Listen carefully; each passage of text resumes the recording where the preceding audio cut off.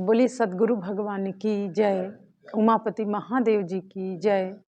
बांके बिहारी लाल की जय। पूज्य गुरुदेव भगवान की जय। जय श्री राम, जय श्री राम, जय जय श्री राम। प्रिय भगवत प्रेमियों, हम सब बहुत ही भाग्यशाली हैं कि गुरुदेव के कृपा से, परमात्मा की प्रेरणा से सत्संग विचारों को श्रवण कर पाते हैं समय समय पर।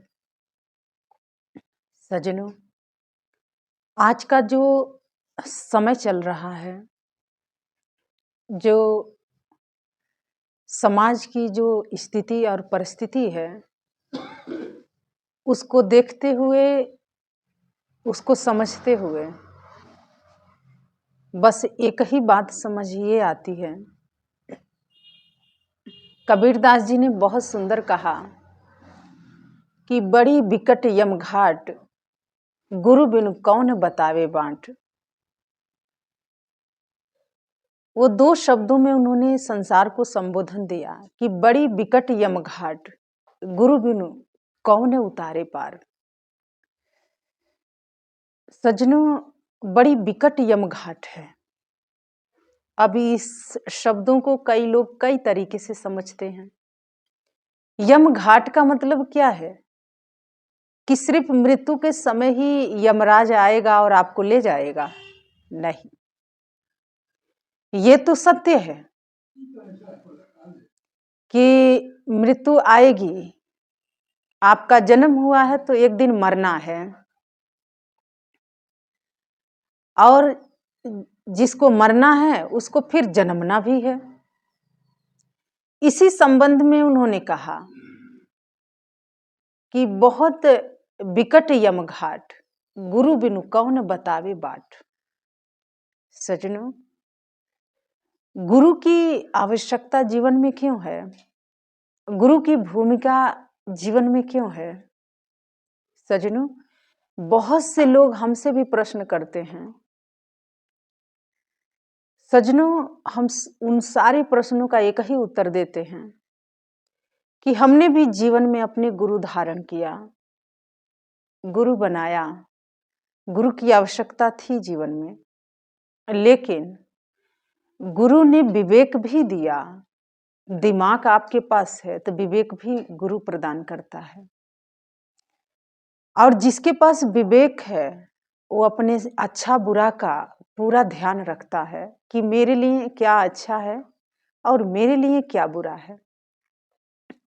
ये किसी के गीत आलाप देने से या राग आलापने से संसार में कुछ नहीं होता है।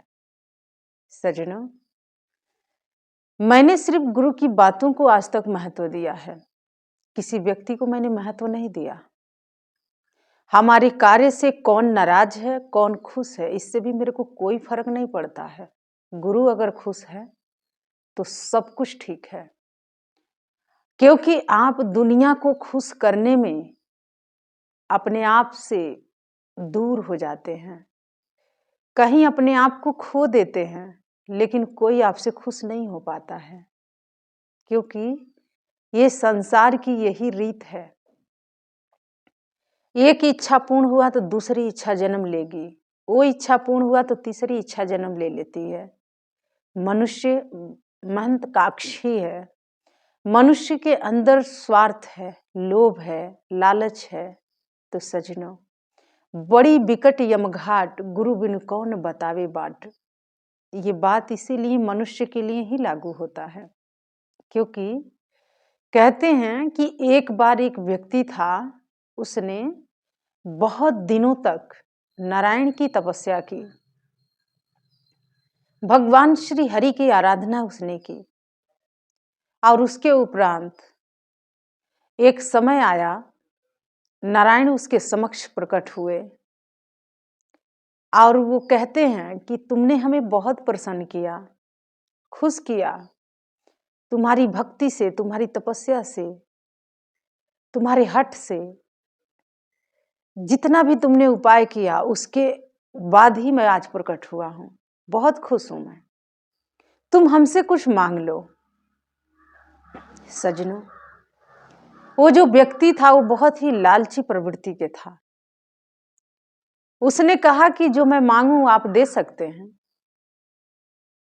तो नारायण ने कहा कि अगर मैं प्रकट हुआ हूं और जब भी इस मृत्यु लोक में मैं आता हूं तो बिना कारण के तो नहीं आता हूं, तुम मांग सकते हो। उसने कहा, अपने मन में उसने विचार किया कि अगर मैं थोड़ा सा कुछ मांगूंगा तो वहीं तक सीमित रह जाऊंगा, क्यों ना मैं कुछ ज्यादा मांग लूं।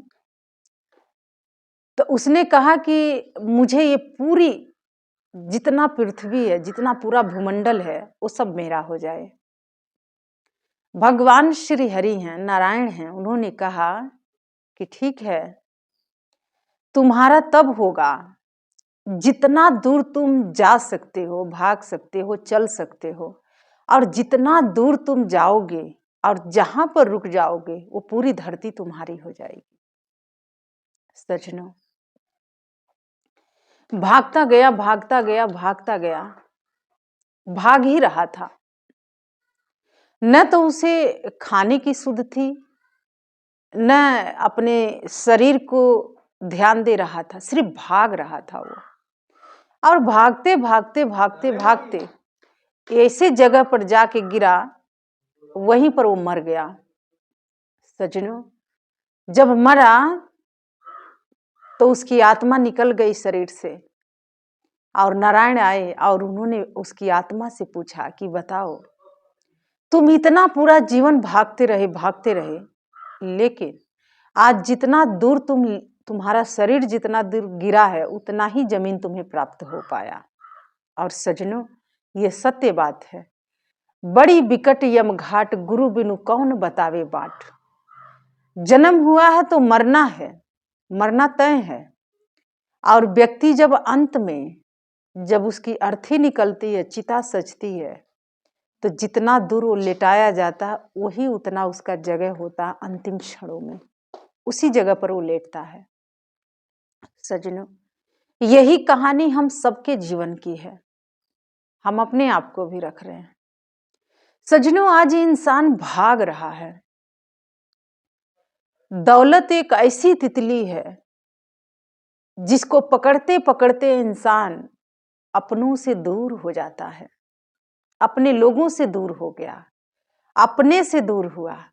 सजनों, ये वही दौलत है जो कभी किसी की हुई नहीं, और इसी के पीछे सबने अपने जीवन को नष्ट भ्रष्ट कर दिया।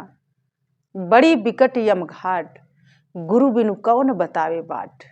सजनों, इसीलिए जो गुरु होता है वो बताता है कि इस दौलत रूपी तितली के पीछे कितना दौड़ना है और कितना नहीं दौड़ना है। सजनों, हम भी शिक्षा दीक्षा प्राप्त किए, गुरु महाराज जी ने विवेक प्रदान किया, उनका मार्गदर्शन मिला, लेकिन आज बहुत से लोगों का ये प्रश्न है कि अब आप तो वहां रहती नहीं है। सजनों, गुरुकुल सिर्फ शिक्षा के केंद्र होता है। कहा जाता है कि पानी अगर एक जगह रुक गया तो उसमें से सड़ांध मारने लग जाएगा, बदबू आती है। गुरुकुल गुरुकुल ही होता है। गुरुकुल में व्यक्ति शिक्षा ग्रहण करने के लिए जाता है, ज्ञान अर्जन करने के लिए जाता है, और जब उसे शिक्षा दीक्षा प्राप्त हो जाती है तो गुरु वहां से उसको प्रस्थान करता है और कहता है कि जाओ, जगह जगह जाओ, जो तुमने मुझसे सीखा है वो दुनिया को बताओ।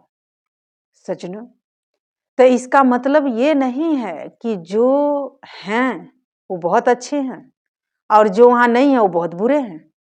ये तो आपकी दृष्टिकोण है, क्योंकि तालाब के पानी में से बदबू आता है, क्योंकि वो तालाब एक ही जगह सड़ता है, एक ही जगह रहता है।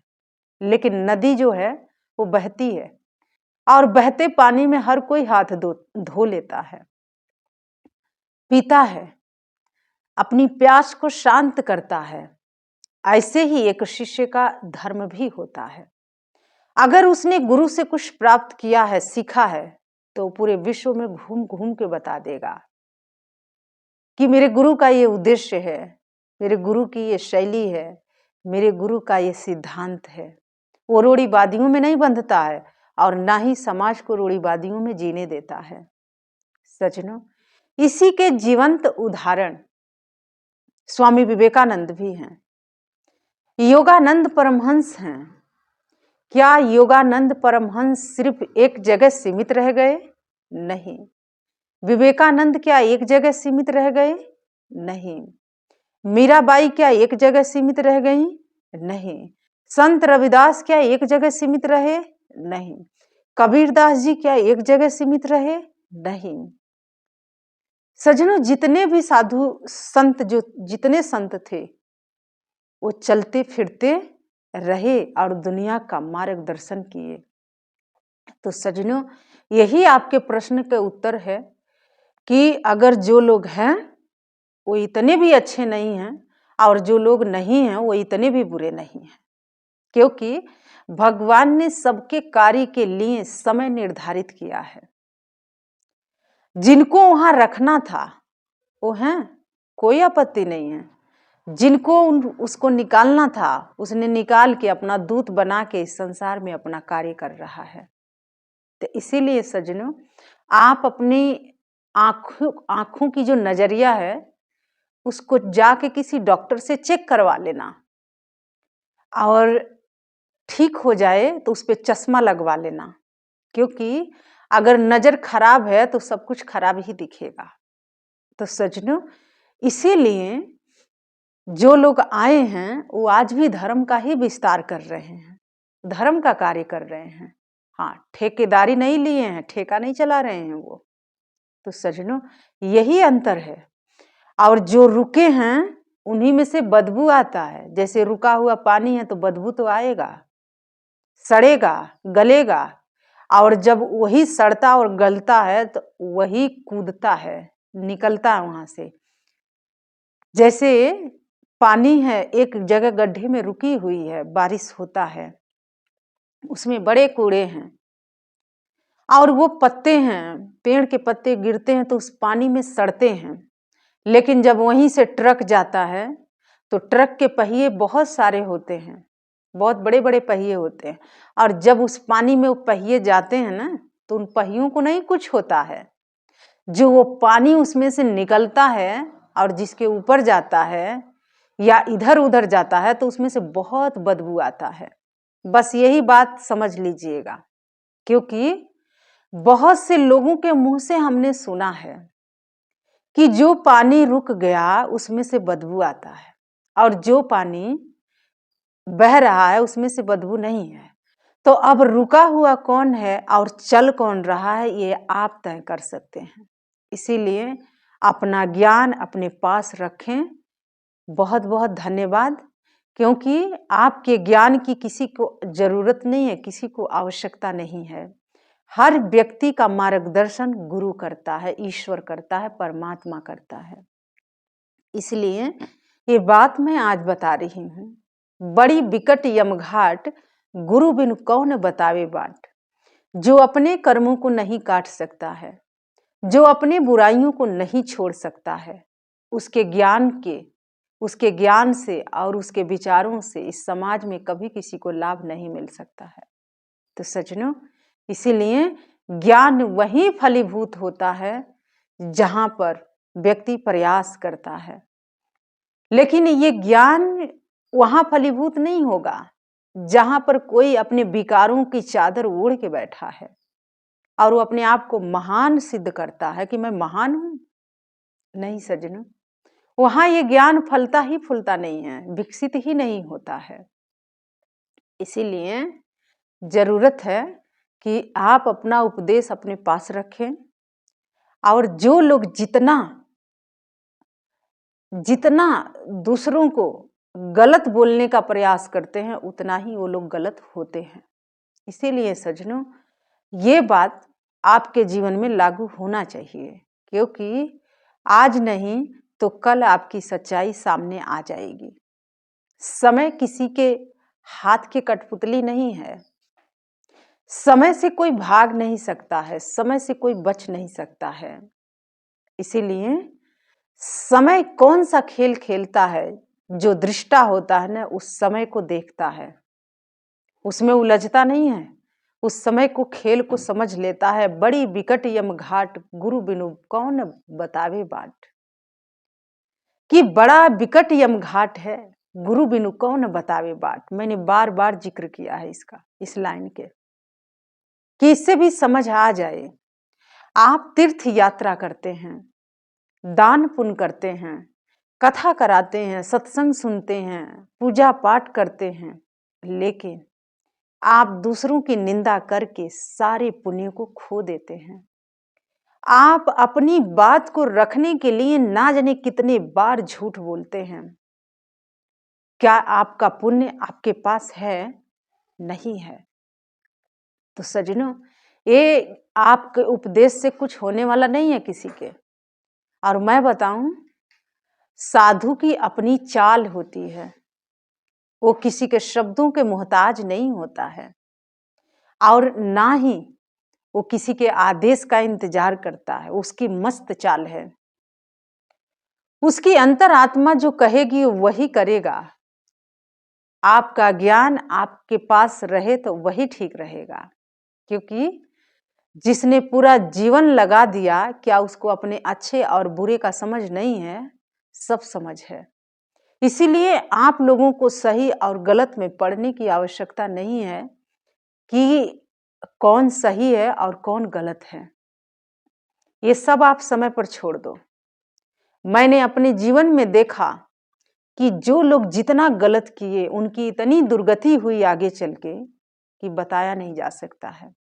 और जो लोग आज कर रहे हैं, क्या वो समय से बच पाएंगे? नहीं बच सकते हैं। सज्जनों, यही ज्ञान है और कोई ज्ञान नहीं है। आप 4 घंटा आंख बंद करके बैठो और मन में छल कपट है, निंदा चुगली है, दूसरों को अहित करने के लिए आप रात दिन षड्यंत्र बनाते हैं बैठ के, तो इस क्या ज्ञान फलीभूत होगा आपका? नहीं। दूसरों को कैसे नीचा दिखाया जाए, इसके बारे में आप रात दिन प्रयत्न करते हैं, क्या ये ज्ञान आपको फलेगा? नहीं। तो सज्जनों, ये ज्ञान एक दिन आपको ही भस्म कर देगा। इसीलिए अभी भी समय है कि बड़ी बिकट यम घाट गुरु बिनु कौन बतावे बाट। अभी भी समय है, सुधर जाओ। नहीं सुधरोगे तो एक दिन समय सुधार देगा, और समय तो बड़े बड़े लोगों को सुधार दिया। सज्जनों, ऐसे ही चाणक्य थे। चाणक्य तक्षशिला के एक महान आचार्य थे, लेकिन वो कभी आचार्य जैसे लोगों के साथ व्यवहार नहीं किए। उनके अंदर मानव था, महामानव था, और वो जहां भी जाते थे सबको महामानव बनाने का प्रयास करते थे। लेकिन कुछ लोगों को ये बात हजम नहीं हुई और उनका बार बार अपमान किया गया, उनका बार बार तिरस्कार किया गया, और चाणक्य ने अपने शिखा को पकड़ के प्रतिज्ञा ले लिया। और जानते हैं कौन सी प्रतिज्ञा थी वो? कि मैं इस बुराई को जड़ से उखाड़ के फेंक दूंगा, और इस सिंहासन पर मैं योग्य व्यक्ति को बिठाऊंगा जो इसके योग्य होगा। और सज्जनों, ये प्रतिज्ञा तो उन्होंने ले लिया अपने शिखा को पकड़ के, लेकिन इस प्रतिज्ञा को पूर्ण करना क्या इतना आसान था? नहीं। उस प्रतिज्ञा के लिए उनका पूरा जीवन लग गया, उनकी पूरी साधना लग गई, पूरा उनका तप लगा जीवन के, और फिर जाके प्रतिज्ञा पूर्ण हुआ। तो सज्जनों, इसीलिए संकल्प के आगे कोई विकल्प है ही नहीं, कोई विकल्प नहीं है। इसलिए संकल्प चाणक्य ने लिया तो उन्होंने उस संकल्प को पूर्ण किया, और ऐसे अन्यायी, ऐसे आतताई, ऐसे अधर्मी के उन्होंने जड़ से उखाड़ के फेंक दिया, क्योंकि उसके अंदर भी गंदगी ही थी, और उखाड़ के फेंका। और एक ऐसे साधारण जो मोर पालने वाले का पुत्र था, जिसका नाम था चंद्रगुप्त, उनकी नजर उस पर पड़ी, क्योंकि उस समय वही योग्य था, राजा बनने के लायक था वो। और चाणक्य ने उस सिंहासन पर चंद्रगुप्त को बिठाया, और भारत खंड खंड में बटा था उसको अखंड कर दिया और चक्रवर्ती सम्राट चंद्रगुप्त मौर्य बना। तो सजनों, ये गुरु की नजर होती है, ये गुरु की दृष्टि होती है। गुरु आपके धन दौलत से, आपके व्यवहार से, आपके आने और ना आने से उसको कोई फर्क नहीं पड़ता है। इसलिए सजनों, चाणक्य को कोई फर्क नहीं पड़ा, कोई फर्क नहीं पड़ा, क्योंकि उन्होंने संकल्प लिया था और संकल्प के आगे कोई विकल्प नहीं दिखा उनको, और उस संकल्प के लिए उनको जो उचित लगा उन्होंने वो किया। और यही चाणक्य एक आचार्य हैं, गुरु हैं, और गुरु यही प्रेरणा देता है कि आपको जो नीति अपनाना पड़े, अच्छाई को रोपण करना है, जो करना पड़े वो करो, पर बुराई को जड़ से उखाड़ के फेंक दो। चाहे वो बुराई आपके घर परिवार में ही क्यों ना हो, आपके देश में ही क्यों ना हो, आपके गांव में क्यों ना हो, आपके जिला में ही क्यों ना हो, कहीं भी हो सकता है। और उस बुराई को जड़ से उखाड़ के फेंकना इतना आसान नहीं होता है। उसके लिए आपको एकजुट होना होता है, एक मत होना होता है, एक रहना होता है, तब जाके आप कर पाएंगे। सिर्फ ज्ञान बांटने से नहीं कुछ होता है, सिर्फ इधर उधर की बात कर लेने से नहीं कुछ होगा, आलस्य को जीवन में स्थान देने से कुछ नहीं होगा, छल कपट करने से कुछ नहीं मिलने वाला है। चाणक्य के जीवन में कुछ भी ऐसा नहीं था, न तो उनके जीवन में आलस्य था और ना ही छल कपट था। अगर कुछ था तो वो देश प्रेम था, अगर कुछ था तो वो मानव था। एक महामानव ही महामानव का निर्माण करता है। तो सजनों, बड़ी बिकट यमघाट गुरु बिनु कौन बतावे बाट। गुरु ही बाट बताता है, बाट मतलब रास्ता, रास्ता मतलब मार्ग दिखाता है कि इस मार्ग पर चलो, इस यमघाट से बच जाओगे, इस बुराई से बच जाओगे। और सजनों, इसीलिए चाणक्य जो कहते थे वो करते नहीं थे, वो उनकी एक नीति थी। बहुत से लोग आज चाणक्य नीति की बात करते हैं, हम तो चाणक्य नीति अपनाए हैं। अरे खाक अपनाए हैं, चाणक्य की प्रतिज्ञा पहले अपना लो ना, फिर ना नीति आपके जीवन में आएगी। चाणक्य की बात अगर कोई समझता था तो वो अमात्य राक्षस ही समझ सकता था। उनका वो सीनियर था और चाणक्य उसके जूनियर थे। अमात्य राक्षस जो था वही चाणक्य की बात को समझता था, बाकी उस मगध राज्य में कोई चाणक्य को समझ ही नहीं पाया। तो सजनों, अमात्य जानते थे कि चाणक्य जो कह रहा है वो नहीं करेगा, उससे कुछ अलग ही करेगा। तो सजनों, इसीलिए जो संकल्प वाले लोग होते हैं वो विकल्प के कोई रास्ता ही नहीं है, विकल्प का कोई रास्ता नहीं है। अगर आपने संकल्प लिया है तो अपने संकल्प को पूर्ण करो, चाहे आप जिस परिस्थिति से आपको गुजरना पड़े आप गुजरो। बड़ी बिकट यमघाट गुरु बिनु कौन बतावे बाट। चंद्रगुप्त को मार्गदर्शन चाणक्य ने किया तो चक्रवर्ती सम्राट बना। तो सजनों, ये गुरु ही मार्गदर्शन कर सकता है। ये झूठे मूठे जो गुरु बन के बैठे हैं ना, वो सिर्फ शब्द जाल रचे हैं अपने लिए और इसके आगे कुछ नहीं है। इसीलिए उनकी दुकानें चल जाए यही बहुत बड़ी बात होगी।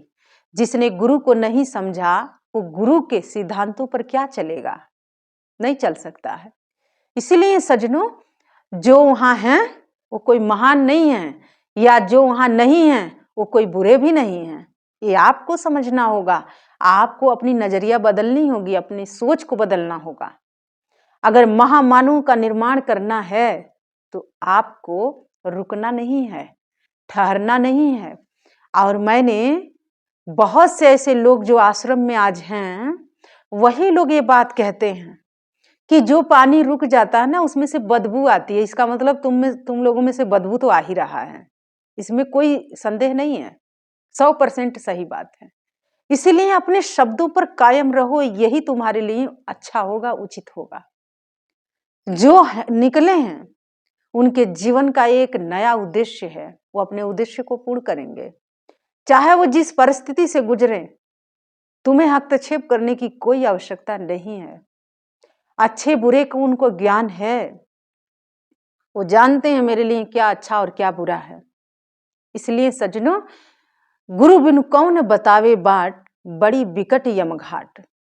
ये गुरु और शिष्य का जो मार्ग होता है ना, वो कोई तीसरा नहीं समझ सकता है। तीसरा तो सिर्फ अपनी वासना को पूर्ण करता है, अपनी इच्छा को पूर्ण करता है, अपनी कामना को पूर्ण करता है, अपने स्वार्थ को पूर्ण करता है। लेकिन गुरु इससे ऊपर होता है, वो विकार रहित है, उसके मन में कोई कपट नहीं है, लालच नहीं है। इसलिए सज्जनों, वो गुरु है। गुरु, गुरु का मतलब ही होता है, जब गुरु का जीवन में आगमन होता है तो अंधकार खत्म हो जाता है, प्रकाश ही प्रकाश होता है, रोशनी होता है। और जिसके जीवन में खुद ही अंधेरा है, वो दूसरों को क्या रोशनी प्रदान कर सकता है? जो स्वयं भटका है, वो दूसरों को क्या सही रास्ता दिखा सकता है? इसीलिए सज्जनों, आवश्यकता है कि आप अपनी नजरिया बदलें, अपना सोच बदलें। क्योंकि कमिटी समिति जो बनता है ना, वो 10 लोगों से बनता है, लेकिन जो गुरु बनता है ना, वो आदि से अनंत तक की यात्रा गुरु किया है। इसलिए वो गुरु बन के आता है, वो बनता नहीं है, वो बना हुआ ऑलरेडी है, पहले से ही है। उसको बनाने की आवश्यकता नहीं है, वो बना हुआ है, इसीलिए उसे गुरु कहा जाता है। लेकिन जो लोग गुरु हैं, वो लोग बने हुए हैं। तो बनने में और होने में जमीन आसमान के अंतर होता है।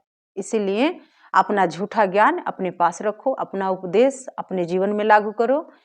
अपना जो भी विचार है वो आपके लिए, आपको धन्यवाद हो। जो लोग हैं, जो लोग नहीं हैं, उनके चक्कर में आप मत पड़ो, आप अपने चक्कर में पड़ो कि ये 84 के चक्कर खत्म कर लो। यही उचित होगा और यही अच्छा होगा। और सज्जनों, यही कुछ भाव था जो हम आपके समक्ष लेके आए हैं। बहुत दिनों के बाद मेरी सेवा लगी है सत्संग सुनाने के, तो काफी लोगों के प्रश्न मेरे तक आया था और काफी लोगों के प्रश्नों का मैंने पूरा प्रयास किया है उत्तर देने के लिए। अगर आपको उत्तर सही लगा होगा तो कमेंट में जय श्री राम जरूर लिख दीजिएगा, हमें समझ आ जाएगा। और नहीं उत्तर सही मिला होगा तो जरूर कुछ लिख के भेज दीजिएगा, कमेंट कर दीजिएगा। अगले बार मैं पूरा प्रयास करूंगी कि आपके उत्तर का सही जवाब देने के लिए। और आइए, मैं अपने विचारों को विराम देती हूं और आप सभी से आग्रह करना चाहती हूं कि संतों ने, महापुरुषों ने जो कहा, आग लगी आकाश में, झरझर गिरे अंगार, संत ना होते जग में तो जल मरता संसार। तो आज वही जल रहा है। आप देखिए, हमें कहना नहीं चाहिए लेकिन हम भी न्यूज देखते हैं। स्वामी हरिदासानंद जी हमें बताए थे कि आज एक हिंदू को किस तरीके से जलाया गया है और उसका वीडियो बना के वायरल किया गया है। तो इसीलिए जो लोग मानवता को खत्म करने के उद्देश्य से आगे बढ़ रहे हैं, उनको कुचल देना है, अब छोड़ना नहीं है। क्योंकि अगर मानव ही नहीं रहेगा इस समाज में तो ऐसे राक्षसों से ये संसार नहीं चलता है। और मेरी यही कामना है, प्रार्थना है कि ऐसे राक्षसों को, आतताइयों को कुचल देने में ही सबका भला होगा, इस देश का भला होगा, पूरे राष्ट्र का, पूरे समाज का भला होगा। और आइए, मैं अपनी वाणी को विराम देती हूँ और आप सभी से आग्रह करते हैं कि भगवान की कृपा हो कि आपके अंदर का महामानव हमेशा जागृत रहे, राक्षस ना जागृत हो, महामानव बने और इस समाज को भी महामानव बनाने का प्रयास करें।